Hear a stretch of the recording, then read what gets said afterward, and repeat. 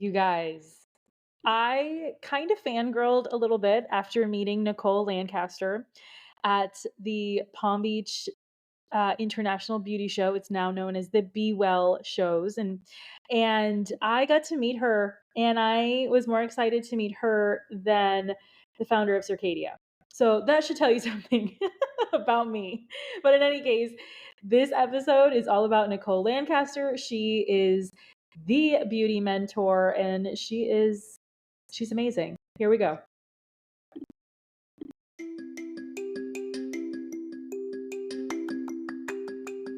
Are you a beauty or barber pro looking for that push to do that thing you've always wanted to do, whether it's in or out of the salon, spa, or shop? Are you tired of not feeling good enough, smart enough, skilled enough? Are you tired of not getting a handle on your mental health, boundaries, and insecurities? I'm Krystine Sherwood, the Beauty Pro Coach, an internationally certified coach, a salon and spa owner, and your personal Jiminy Cricket.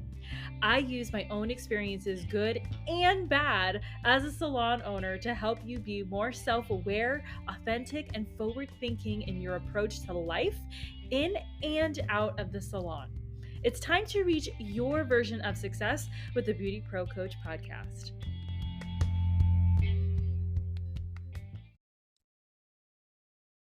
Babes, I am here with the fabulous Nichole Lancaster. She is a fellow beauty coach, right? A spa business coach. And I actually literally ran into her at the Palm Beach Spa Show hosted by American Spa. IECSC, which I think is changed now. They got bought out by something. But in any case, I am so excited to have her on the show. Hey, Miss Nichole.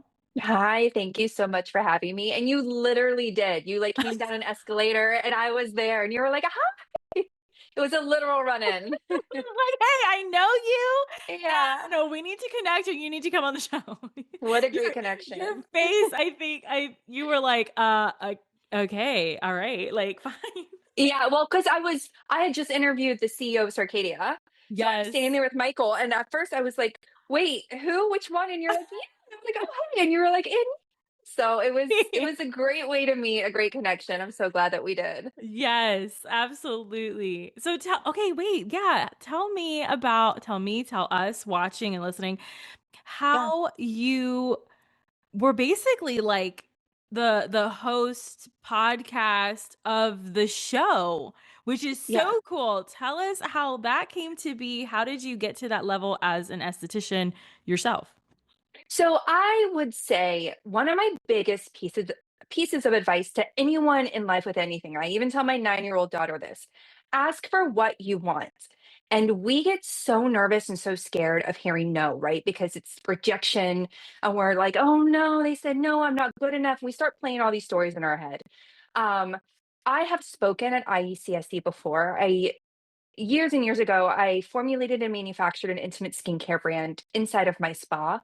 And it just became a lot for me to do that and services. So I've presented at IECSC as an exhibitor. I've spoken at IECSC, soon to be Well, before, but there was an opportunity for social media ambassadors. And I was like, you know what? This sounds fun because I speak at shows all over the US. I speak at Premiere. I've spoken at this one.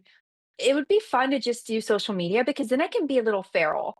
Like whenever I speak, I always kind of have to be on my best behavior because I go to get lunch and people are sitting behind me and they're like, I took your class. Can we get pictures? Like I feel like there's a little bit more pressure. For social media, I feel like you can just be feral. Like you can just run around. And so I applied, I got the position. I brought someone with me as an assistant, and she was actually interested in speaking to Michael. And I was so embarrassed. I had his title totally wrong because I didn't know anything about him. And So I'm like, I'm like, hey, Kind of like me before we got on the show today. Yeah, yeah, well, totally yeah, I had confused. his title totally wrong though, like, so I'm walking up to interview. I'm like, can we speak to you? And he's like, yeah, of course. And so I'm like, my apologies, you're COO. And he's like, CEO. And I literally just started giggling because I was like, oh, and I started giggling because I had it wrong. So God, it was just God. a funny moment, but it was a lot of fun to just be able to. I was able to interview Savannah Boda, which I have so much respect for in our industry. She is just such a self-aware, smart woman for 28 years old. It's just insane. Hmm. I mean, she projects a lot of that online, but when you actually speak to her, she's very self-aware, very intelligent woman. So it was just fun to be able to kind of go around, pop in and out of things. So it was great, but essentially I got it because I asked for it. I saw there was an Hmm. opportunity and I asked for it and I took that chance and I got it and it was great. I love that. It's like a living example, living testimony of this is what happens when you actually just go for it. When you're just bold enough Yeah. and you're just like, boom, let's try it. Let's see, like you throw yourself at it. I I love tell people to get that. uncomfy. I'm like, you got to get uncomfortable because if you Yeah. just stay comfortable, you're not going to grow. So get uncomfortable, ask for what you want, even if it feels big or nervous or you don't feel like you're worthy of it. You are Hmm. worthy of it and you're going to hear yes eventually. So just go for it. I love it. Okay, which that's a great segue into your spa coaching and your Mhm. mentorship. So tell us a little bit about your programs as far as that's concerned. Sure. So I've been in the industry for over 20 years. I started with special effects makeup in high school. My teacher actually created like a second level of special effects makeup class for me because I was like, well, I want to do it again. Like I want a second credit. I want to do it again. So I've always been in the beauty industry. My early 20s, I was a business manager for Estee Lauder. I managed about $1 million worth of product and skincare sales. So I had that corporate knowledge of setting goals. And this was during the recession. Hmm. Estee Lauder was brilliant and they um, reinvested money into education because they knew if people would go out and talk about their brand, they'd have sales, even during a recession. And it worked. There was an increase in 2008 in their sales. It was a brilliant Whoa. model. But it's helped me along the way in my businesses understanding how this $56 billion beauty brand operates. Hmm. Um, so I did that. I got my aesthetic license. It was a medical aesthetic program that I took for about a year. So my Cool. background is lasers, medical aesthetics, med spas. I eventually became like a manager at a med spa. Um, and I've helped manage day spas as well. And I got pregnant and I was just kind of like, I just need to have, again, flexibility in my schedule. I was a single mom, pregnant. Hmm. And I opened my own space and the first year I only made $15,000. So here I was making people 6 and 7 figures, and I was like, I can do it on my own. And I applied none of it.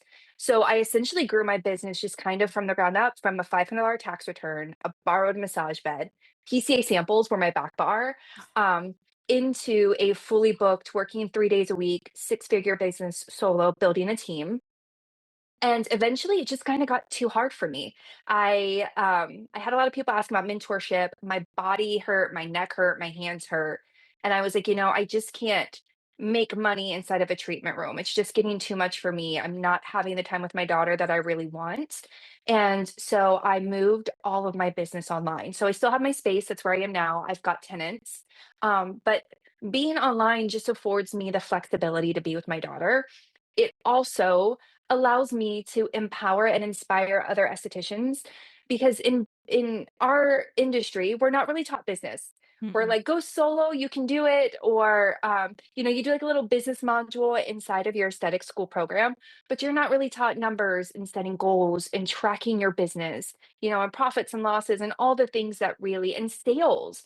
That's the biggest thing I see with estheticians is they just get nervous to ask for people to rebook with them, you know so they're not taught all those things. So one of my passions is empowering women to be financially independent and successful on their own. And so being able to move my business online and now mentor other estheticians, I have group programs, I have digital projects, and I work one-on-one with spa owners and estheticians. And being able to do that just kind of fuels my passion because I feel so good when all of a sudden they're having this increase in revenue and their business starts to take off and they're like, oh, I could do it. I just didn't necessarily know how to in the beginning. So Hmm. that's kind of how everything ended up online. I just I just needed some freedom and flexibility, and I wanted to be able to help other business owners. And with all of that, I like corporate experience, you worked at day spas, you were a man, like all of those managerial skills, which is business, helped you to be able to teach others. And that's incredible. I love that. And then on top of it, Yeah, you're a single mom kicking ass I'm and trying. you're like, this is do or die. So, and I'm not going to die. Exactly. Exactly. Well, I think a lot of us as parents, if you're listening, you have children, a lot of us know. And if you're a single parent, a lot of us know shit gets real hard sometimes, right? And we just have to figure it out and manage because there's really no other option. So that's just kind of what I've done. I do a lot of like mindset work and a lot of um just work on myself, and I kind of, you know, once I map out what I want my life to look like, and I just kind of figure out what I can do to create it, to give my daughter and myself the life that I want for us. Because, Mhm. I mean, she grew up in the spa. She was like a mouse. She would be, in my office sometimes for 8 hours when I had clients. Like she's so well behaved because she grew up here. That's cute. But now it's nice to like not have to go get her from school and come back, and see Mhm. clients, and it's sweet. But yeah, you're right. You just got to kind of figure it out sometimes, and bills have to get paid and kids have to get fed, and it's just how am I going to make it work? That's always my mindset is how do I make it work? Not it's not going to work. It's okay, well how do I make it work? So so far it seemed to work Exactly. out. That is perfect because I know I've met a lot of Esties, a lot. And what kills me personally as a business owner is, and you've probably experienced this too, where they are so talented, they have such potential. They're like, they know the things and they can totally do it. But then when they are, I don't want to say put on the spot, but when they are in the moment, I don't know what happened. Like they choke, they let it drop, like they forget everything. Like, what is that? Have you experienced that? I have, and I've actually experienced it myself too. I mean, a Okay. lot of times, if you suffer with any type of mental health, which I think a lot of us do right now, between anxiety or depression or whatever it is, sometimes things can feel really overwhelming. So sometimes you know exactly what to do, but it's almost like your subconscious freezes you in that like flight or flight, right? Like I was talking Mm, to a executive coach one day and I was like, "How do you get through like when you freeze?" And she's like, "You just have to." Like there's no right answer. It's just putting one foot in front of the other. And sometimes I've even just had to physically make myself move, even when it felt overwhelming or like almost painful just to like get up and do the day, right? hmm So just getting up and putting one foot, even if it's 30 minutes in your business, or even if it feels really big and overwhelming and you're like, God, I just can't do it, well, you have to do it. So what's one small, like, how does it make it easier for you? How can you just do 30 minutes or 45 minutes or an hour to work on your business versus, the actual services aspects? Like, what's one small thing you can do to just get your business one step closer? Because even just those small little movements in your business can create big change. So what can you do to just keep yourself putting one foot in front of the other?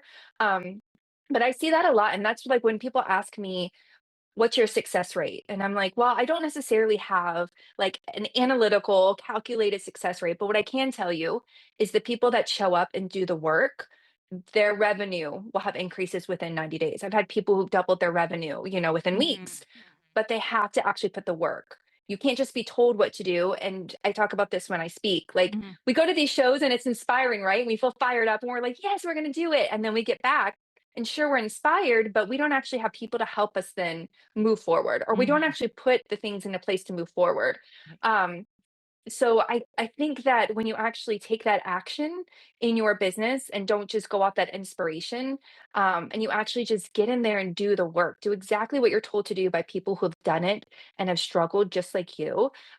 Success leaves clues, and you'll be successful too. But you have to put in the work as uncomfortable, or like as we talked about, even if you go into freeze, what's one small thing you can do to get out of it? Exactly. I love it. All right. So now let's talk about that money piece that you mentioned with the skincare side of the beauty world. What I mean, does what are the key performance indicators for estheticians? Because I know it's going to be different than hairstylists. What are those, or what are the big indicators for you that you kind of stick to when it comes to your team, yourself? So I would say initially, as an esthetician, and one of my clients right now is a franchise owner. Mhm. Um, And one of the key things that I tell him too right now is ask your staff what they want their hourly to be. As an esthetician, I think that's your very basic. That's where we start ground zero. Like, what is my minimum hourly rate of what I want to work for? Well, if you're going to tell me $100 an hour, but your facials are $65 and it takes you an hour to do, something's off, right? Mm, So we mhm. either need to sell more product or raise our prices. So I definitely think your hourly rate as an esthetician, know that, have that, set in your mind. I also like the average unit sales. Okay, like how much are you making on average per client that you see?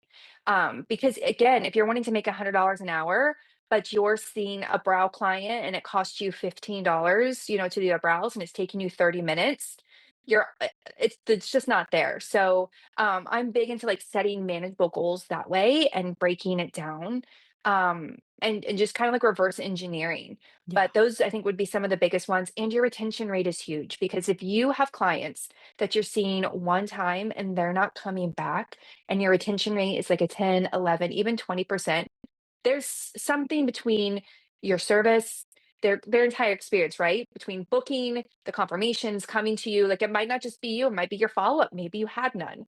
So your retention rate, I think, is huge as well because it's going to tell you if there's opportunity in your business. You can't just keep getting new clients. You need Hmm. to get them and you need to nurture them because that's going to how you make money is off those loyal clients, not just a bunch of foot traction in your door. Now, I know for us as owners, as coaches, we're kind of just naturally like, okay, we're gonna just do the things. We're gonna follow up. We're gonna do this. We're gonna do that. But I found that some estheticians, some beauty pros, like they just don't know how to Yeah. nurture. They don't know how to nurture, which for me and us, like that probably blows our minds. But Yeah. what does nurturing your clients look like? Can you share? Um, I would say the biggest thing for me that I see people what they don't do, it's ask them to read book.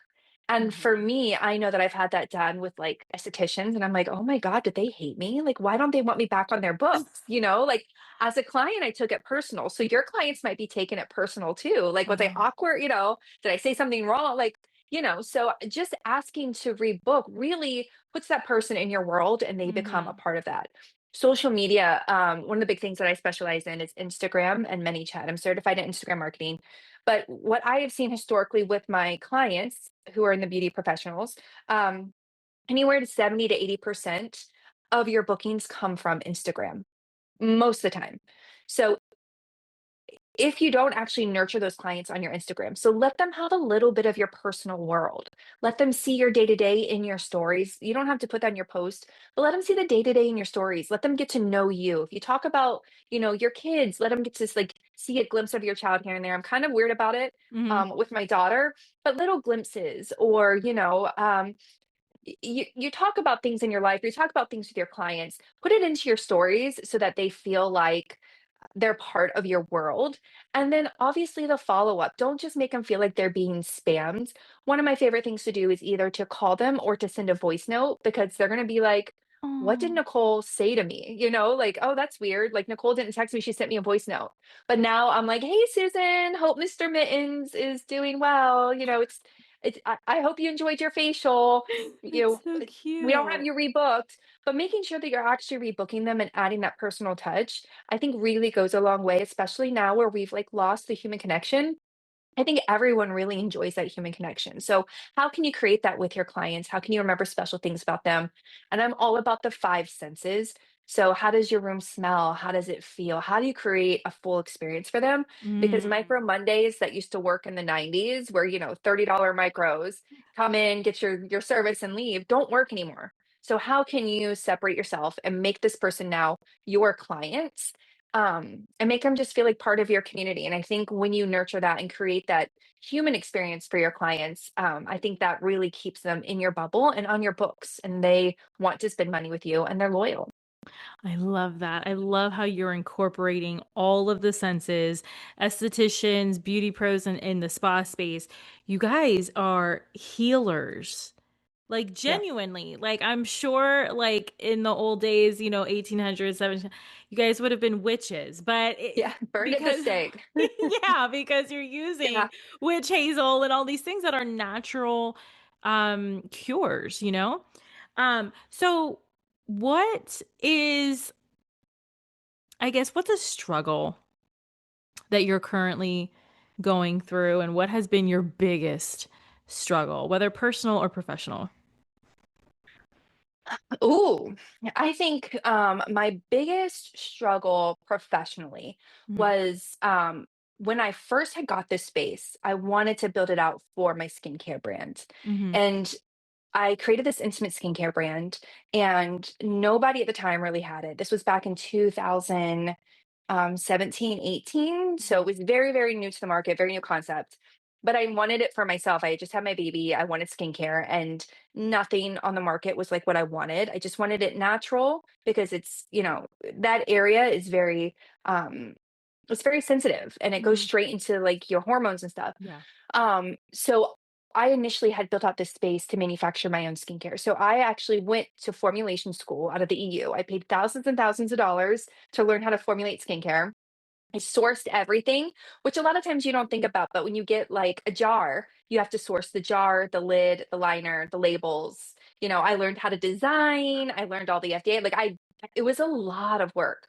And at the time, I was still seeing clients. So I'm seeing clients to then be able to make all this skincare, to pay for my team, to pay for um, production, and to pay for shows. And I think I just at the time was not a good leader because I was Mhm. still in the room so much, and I had expectations of people, and the roles that I had for them weren't the best roles, and there was no accountability. There was not Mm. like I had a spa manager, but it was like she was helping on the spa, and like it just really um wasn't operating the way that I needed it to, and I wasn't operating as the leader that I needed to. So it became a time where I had to invest a ton of money. Like I was going through staff changes. I needed to source all of our jars, like everything again. And I was just like, you know what? I feel like in this moment, it's just not the right timing. And again, I was kind of over being tied to the actual spa and the treatment room Mm. and having to be in a physical place at a time. So I think that was one of my biggest challenges, but I think I also was able to reflect and learn and was like, Nicole, you weren't a great leader. Like you were in Mhm. the room so much trying to pay for things that you weren't actually present in the business that you were really trying to grow. So that to me was a really great self-reflection moment of understanding like these were my opportunities as a leader. I could have been better. I could have been more accountable to my team. I could have coached them a little better instead of really just kind of throwing people into roles and having expectations of them that weren't necessarily the best fit for those people. Mm. Okay.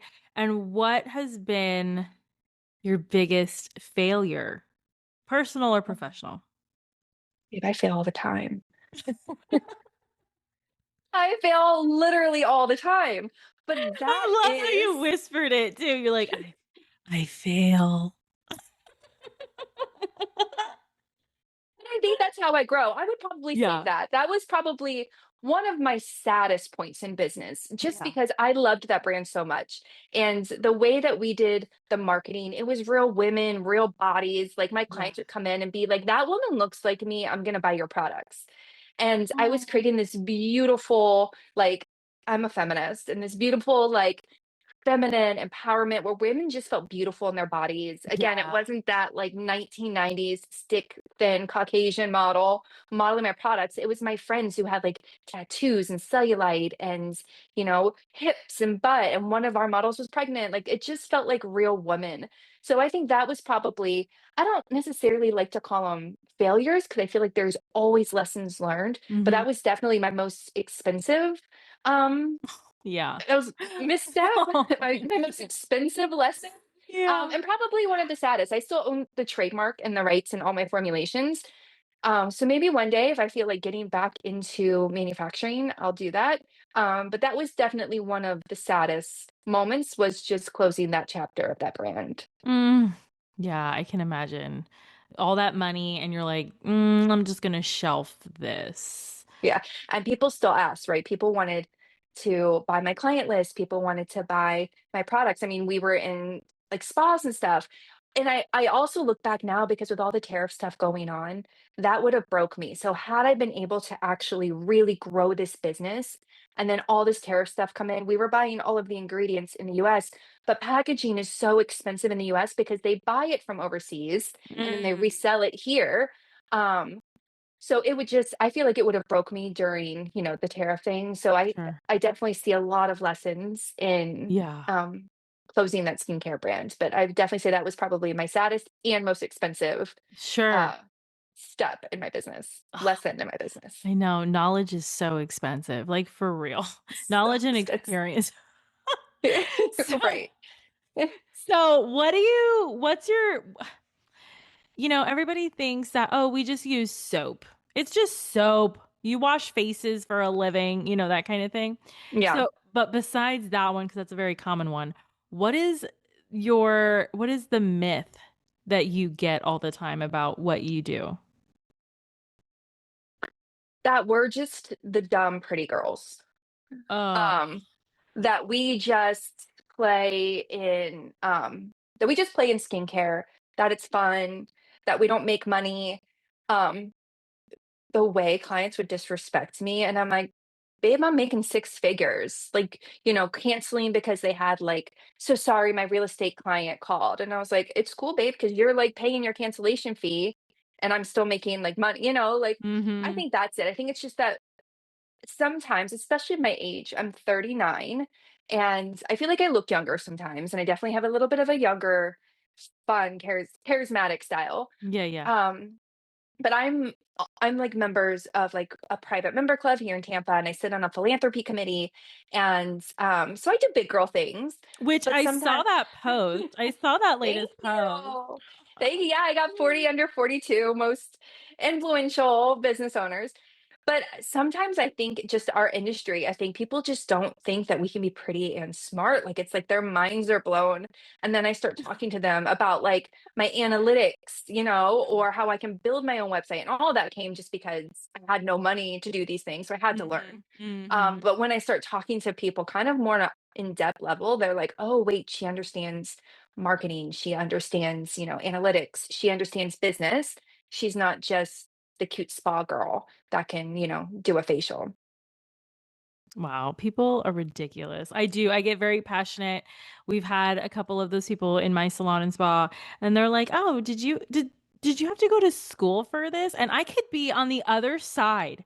I could be in like at the front door, and I hear that, and I lose it. I lose it, and I go to that client, and excuse me. Yeah, their education many times is more expensive than your lawyers and doctors. Okay, so can you just So crazy. enjoy your service? Thank you. I'm so petty Betty though. When they say things like that, I'm like, nope. And and then I just want them to be worrying the entire time. Like, wait, was she kidding? Like, was she being sarcastic? Like, because like you've been disrespectful, I kind of just want to mess with you a tiny bit. So if Yeah. someone was like, "Did you have to go to school?" I'd be like, "Nope." And you're my first client. Let's go. Let's see how this Oh, goes. shoot, that's a Like, great one too. nope. Let's see if I can figure it out though. And then they would be worried. I did that with a few laser clients in the past, and they were like, "Wait, are you kidding?" And I'm like, "Yes. Oh my. Let's just get your service done. You'll be fine." Then you're like, you're gonna be okay. Yeah, totally fine. I Oh my promise. God. So what's your secret to success? Especially now that you got that award recently, which is Mm, so cool, by the way. thank you. What is that secret? I think, everyone always says it, just don't stop. I am in a lot of these Facebook groups, and estheticians, I think, sometimes feel really overwhelmed and they're really sad because they go in with this passion. Again, they don't know how to run their business, and it's not their fault. Um, but then they have to stop because then they don't have bills to pay. They have bills to pay, but they don't have the money to pay it, or they don't know what to do in their business. So I would say get a mentor because again, success leaves clues. And I work with a lot of people who are smarter than me, and I love that. Mm. I went to they had this like free networking event for mentors here in Tampa, and it was with the Tampa Bay Business Journal. And I was 2 weeks post hysterectomy, and I was like, you know what? I guess I'll go. And I went prepared though. Like I looked at all the mentors, I saw who maybe could help me benefit and grow my business. I looked at their LinkedIn's, I wrote down questions for them. Like I wanted to get the most out of it, not just go and pop up and hopefully meet someone. And the very last one, I went to the bathroom, I came back and I was like, oh, her chair's open. And so I sat down and we had a conversation. And she actually ended up being on the board of the same club that I'm in, so the Tampa Club. I'm like leaving Gasparilla, which is like a big like Mardi Gras party here in Tampa, and I see her picture on the wall, and I was like, "Oh my god, that's my new mentor." Because we ended up connecting. She ended up emailing me. We ended up going for coffee, and I was like, "Oh my god, you're in the Tampa Club." And she has helped me. Like she invited me to be a part of this committee, and like she's really gotten me in the industry. Well, not in the industry, but she's really gotten me like to network better and be around other business people. So I would say, for success, you definitely cannot do it alone. You cannot grow in isolation. Thank So if you are an esthetician who is just posting online, not really getting out, not really get on your community, it's very, very, very hard for you to grow that way. Get out and meet people. Even if, I mean, I've been going to like networking events where I almost threw myself into a panic attack. But get out because everything, like good things happen every time you get out. So get out, get a mentor, and just keep going. Don't give up. Think about, okay, like this is where I'm struggling in my business right now. What can I do to not struggle? you. Mm. Don't give your power away and be like, "Oh, it's too saturated. Oh, no one's gonna come," because our industry has an increase every year. Never give your power away like that. I always say, just think, how can you make it happen? How can I grow my business? How can I make more money? Get a mentor and try to keep into that like positive mindset of how can you make it happen versus it's not happening. Mhm. What is the most important strength or trait you feel that beauty professionals need to have? Delusion.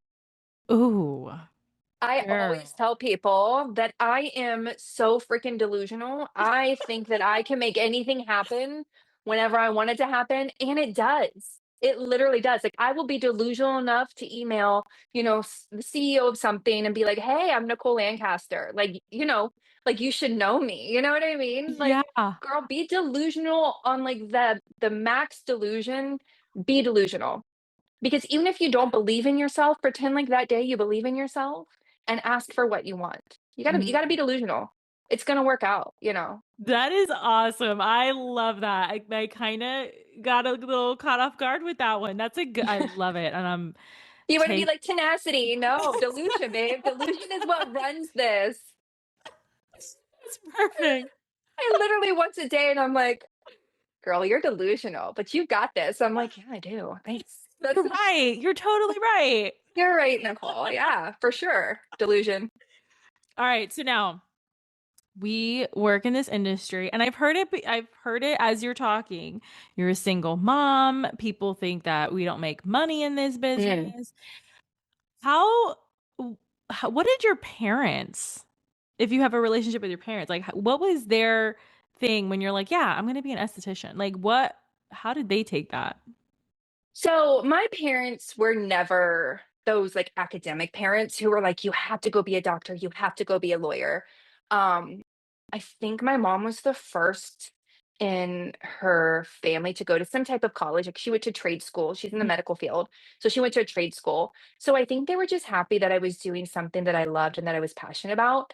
Um, I wasn't able to really get student loans. Like I got, I think mm. one small one. So they actually helped pay for my education. My poor mom, she was going through a divorce and like didn't have money for groceries, but here she was paid. I didn't know this till years later that Yeah. she was helping to pay for my aesthetic school because it was so expensive. But I think that they were just really proud of me for doing something that I loved. And they knew, I mean, in high school, I was doing everyone's makeup. Like they knew this was my passion. So I think they were just really proud of me for getting into something that I loved. My Mhm. mom loved the benefits of being like my model and my case studies in school. But my parents still tell me all the time how proud they are of me and even the way that my businesses grow in different directions.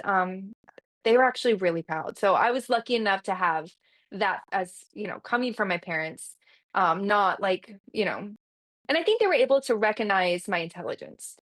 So Mhm. it's not that I was not an intelligent woman. Right. And that's why I didn't go to be a doctor. This was my passion. And they've seen me struggle and they've seen me work my ass off to go from nothing to having something. And they've seen me get creative in those ways of doing it. So I think that they were just proud of me. And I don't think they've ever thought I was less intelligent for doing it. Mhm. Um, I think they were just really proud. So I have met quite a few estheticians that they're like, yeah, when you ask them like, where do you see your career going and in the future? And they go, "Oh my God, I want to be a medical esthetician and I Mm, want to do all those things." And I'm like, "Okay, hmm. great. So what are we doing? What's the plan? How are we getting there?" And then they go, "Oh, I don't know." Or they'll go, "Oh, I'll just find a med spa so that they can pay for my education." And I'm like, "Oh, okay, cool. I mean, girl, if you can find it, go for Right. it, right?" And then what was the other one that I got? Oh, I just need an apprenticeship like how the hairdressers have. And then I'll be on track. What do you say to those estheticians with those mind tracks? So I don't think that's all lies. Mhm. Um, I always tell people, and when I work with business owners, I always tell them, you can teach skills. Mhm. What I want to see on a resume is your sales Yes. because we are salespeople. And I always call it ethically selling because this is a very psychological industry and our clients want results. They want to feel better. Yeah. And the way that they get those results are by you selling them your services and your products. So having conversations with your clients is not you being a sleazy car salesman, it's you actually helping them get the results that they want.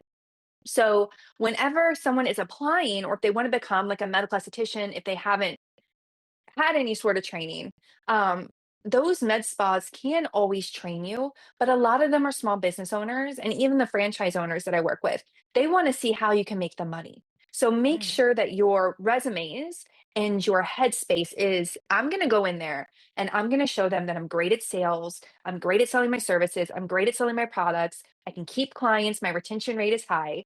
And then, yeah, they might want to invest in you and help you along the way.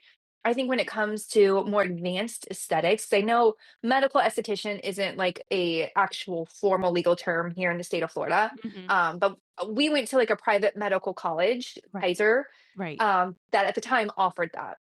But that's really understanding the anatomy and physiology of the skin and how far you can push it in Mhm. order to get the results that your client wants. So that's a whole nother level of understanding the Yeah. anatomy and physiology of the skin. So I think that if you are willing to put in the work and really Mhm. open minded and willing to learn, absolutely. But go into this as not that somebody owes you and not that you're so great, they'll just give it to you, but how can I work for it? How can I learn? I mean, I've never just gone into something like that. I've always entered as an Mhm. esthetician and learned along the way and Right. built myself up and built my career up. But yes, I think there's some truth to that, that maybe if there are med spas that are willing to do that, but go in with a sales mind, an open mind. How can I make the money? Because in turn, you're going to make yourself a lot of money. Mhm. And then how can I learn these skill sets? Not just that you're owed them. Mhm. Thank you very much for saying that. I don't know what is going on with this generation. People don't even show up for interviews. It's insane. Like I'm trying to Oh. help one of my clients hire, and we see so many estheticians here in Tampa. By the way, we are the number one Venus city in the US. So I don't know if you've read that anywhere. We were voted per capita. We have the most cosmetic dentists, injectors, med spas, and people are still making 6 and 7 figures. So when people say like, "Oh, it's oversaturated," I'm like, "No, there's lots of possibilities. Like that's good. It means something's working." Um, Oh my but yeah, gosh. people don't even show up for interviews. It's so insane. They always have a flat tire, right? Is that always the They just excuse? ghost. They They just just ghost. ghost? They don't even have That's the so rude. So rude. And our so industry is rude. so small because I've like had tenants of mine apply at places to work or Uh-huh. when I have clients who like spa owners who show me resumes. I'm like, oh yeah, I know them. Oh yeah, I already interviewed them. Uh-huh. Like it's so small. So It for you is to be so so unprofessional, it's insane. yes. For me, I always get the, "Oh, I have a flat tire." It is always a tire. It is always a tire, and I'm always like, Where do you live? Are people like like, off-roading and construction? That's insane. I am here in Florida. I'm directly across from Tampa, so I'm over here in Port St. Lucie, and I'm just like, These "Are you tires are guys" just popping around here, huh? exactly, and I'm like, "Really? So which one was it? The left or the right? Back or the front?" That's Yeah? hilarious. Okay. But anyway, so Tampa is the most vain. It beat out Miami. Yeah. That is wow, that's incredible. I think there were a couple publications that came out because I said that to someone one time and they were like, I know. And I was like, you know too. There's like three people that I know that like actually knows this. Yeah, but per capita between all the cosmetic surgeons, dentists, estheticians, spa owners, injecting, yeah, anything that has to do with beauty and I think health actually too. Yeah, we are voted the vainest. I'm like, makes sense. We got great people here. Yeah, for sure. For sure. Okay. So, with that being said, what has been the lesson that you have learned about life that you wish regular people would just understand? Oh, oh. Um, you know, when I got pregnant with my daughter, I didn't even know I was pregnant. I was just like casually dating her dad. And I was going in for surgery and they ran a pregnancy test and the HCG in my system was so low. I was like, no, it's like a vitamin I took. Like I'm totally fine. Um, and the nurse told me that life doesn't happen to you, it happens for you. And I know that that sounds like a bumper sticker, but I've really gotten into like manifestation and just like the 12 laws of the universe and just really understanding the cycle of things Mm, and lessons that are learned. And I was like, she's a liar in that moment because I was like, this is not for me. This is definitely to me. But my daughter ended up being the greatest thing that ever happened to me, right? I was this cute little 28-year-old running around town, again, feral. mhm. Like, I had places to be and things to see, and I did it. Yup. And Yup. my daughter literally made me like sit my ass down somewhere and work on myself and work on my business because it's not, I mean, not that she hasn't been pushed up to her stroller Sure. into a pub, but like it actually made me like grow up. She made Yeah. me grow up. So I think just understanding that there are some really, really, really hard moments in life, whether it's business, whether it's loss and grief, you know, personal, professional, there are some extremely hard moments where you might even just cry in fetal position and be like, it can't get worse than this. Well, it probably could. Mhm. Um, but understanding how powerful you are to do hard things. That's what I tell myself in times like that. I'm like, you can do hard things. And I start checking off all the moments I've done some really hard things. But understanding that you are learning in those moments and how to get through those moments. I think those are kind of the biggest life lessons is that life happens how it's supposed to, as hard and unfortunate and devastating at times. But the lessons you can learn about yourself in those moments, I think really just kind of help get you through them and create some of the life that you want on the other side. Mhm. So on Instagram, you are the was it beauty_biz_mentor? Yes. Okay. So what do you have going on right now so that our listeners, people watching this episode, how can they get in contact with you? How can you be their mentor? Well, they can reach out to me online through Instagram. Mhm. Like you said, beauty_biz_mentor. They can go to my website, which is beautybabesonline.com. Basically, I run either a group mentorship. So, right now, we're in the beauty entrepreneur experience where I teach you about implementing AI, advanced sales tools like the psychology of selling, what to say to actually get your clients to buy. SEO, like we go through all the technical stuff. I'm not Cool. one of those coaches that's like 30 new clients in 30 days. I'm like, this is what the algorithm loves, and this is how you're going to do it. I'm just a techie person. It's the Virgo in me. So um, I have that going on as far as like group mentorship. It won't be open.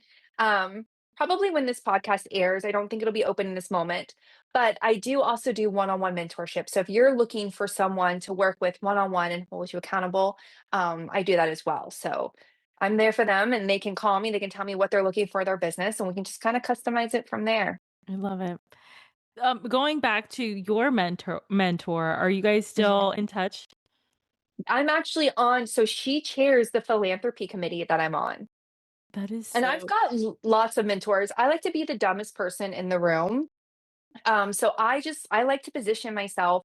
I like to be in the room with like the CEO of the Performing Arts Center. I was just in a networking. I think that networking really opens up your business. Mhm. So even if I'm smarter than people in certain areas, I can always learn marketing and strategy and sales from any industry. So yeah, she still is. I'm actually seeing her tomorrow at our committee meeting. So That it'll be is great. so cute. That is awesome because you're paying it forward, right? Hmm. You have your mentor I love that it. you are offering that same thing that you get to other beauty professionals. And that to me, Everyone needs a mentor. oh my God, it's beautiful, right? A Everyone needs a psychologist, mentor. a coach, a mentor, and then of course your friends, but make sure that your friends are actually worth it, you know? Oh my god, that's, like, one of my first lessons. It's like, what can you let go of? Do you have, like, some crusty, dusty man you need to let go of? Because he's probably affecting your business, right? Yes. Like, Yes. that can affect your business for sure, so Totally. And okay, you're saying it, so you have definitely seen it where you go like, "Oh, the relationship's good. Oh, it's bad. Oh," and it's like this roller coaster and then it affects your yeah. paycheck. I've had an ex where, like, I started to lose my excitement about my business. Like, our Mhm. bodies always know, right? And when you start Yeah. to, like, not feel, like, that, like, excitement going in, I was like, "Oh, he is so bad for my business. You gotta go. You gotta go." I love My it. business is first. My money, my business, my child, Yes. everything else, if it's holding you down and it's not supportive and it's not helping you grow, it's got to go, That's including right. the crusty dusty bed. Yeah. Like Miranda from Devil Wears Prada. That's all.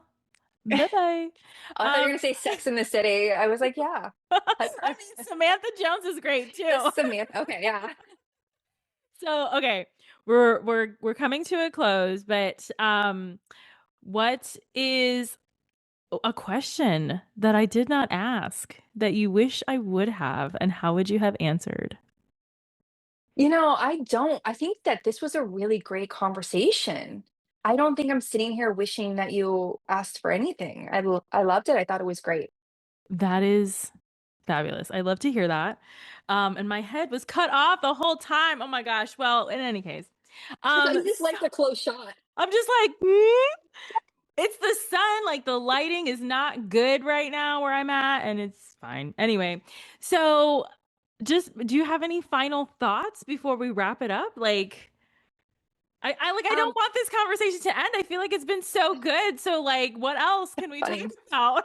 Well, I would just say if you guys are like out and about, if you go to Premiere or like if you go to IECSC, I love connecting with people that I've either, seen in classes, that I've spoken to at shows, know me from online. I love connecting. So if you see me out and about, um, make sure that you say hi. Even if you're in the Tampa area and you're listening to this and you see me out, make sure you say hi because I love connecting with other estheticians. I think we need that connection in our industry because a lot of times, even if we're like solo, we don't get that. We come in, we go to our suite, and we leave. So if you see me out and about, say hi. Do you want to plug your spa, your space?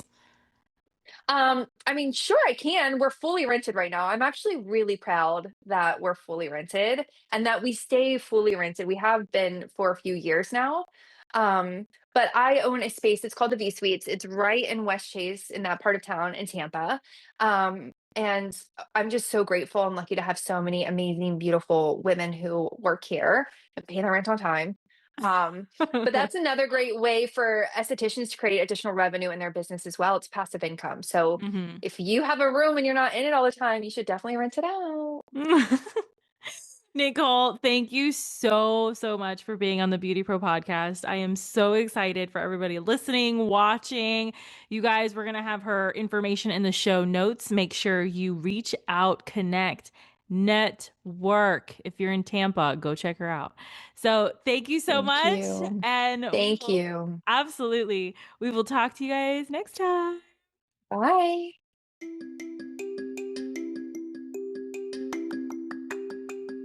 If you loved this episode, subscribe to the BeautyPro Podcast on Spotify and Apple Podcasts so you never miss an episode. Don't forget to leave your reviews, stars, feedback so I can continue bringing the content you deserve and want most. Your feedback fuels this podcast. The more you give, the more you get back. You can follow me at The Beauty Pro Coach on Instagram and Facebook. Want to contact me directly? Email me at befree@goldentruthcoaching.com.